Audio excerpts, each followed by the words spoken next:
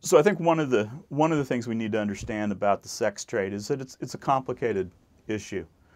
There's a lot of exploitation that goes on, but it's not always as simple as we want to make it. When I was in Nana Plaza, I interviewed a woman named Annie Dieselberg, the founder of the Nightlight Foundation.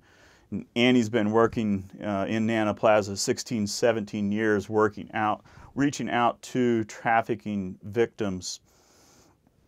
And Annie explained the complexities of the sex trade and how we, as Westerners, as Americans, so often want to simplify these issues, but they're not simple issues.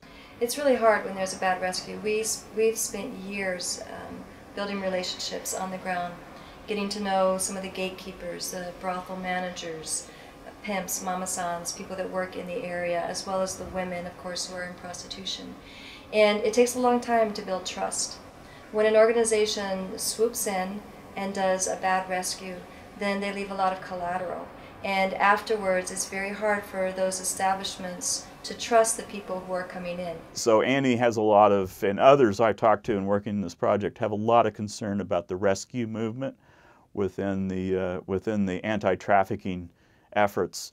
The second thing to understand is that we hear a lot about the sensational, about the extremes of the trade. And Annie Dieselberg gave this as an example. She said she'll have people come in to help with her organization, and that they will have read that women working in the sex trade in Nana Plaza are forced to have sex with up to 30 men a day.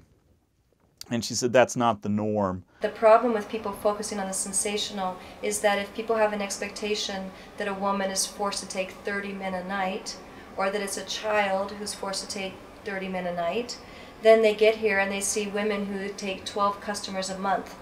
And all of a sudden people's response is, 12 a month? Oh, well that's not so bad, is it? No, it's horrible. No one should have to take one a month that they don't want to take. And her point is that the sensational should not desensitize us to the horrible normal.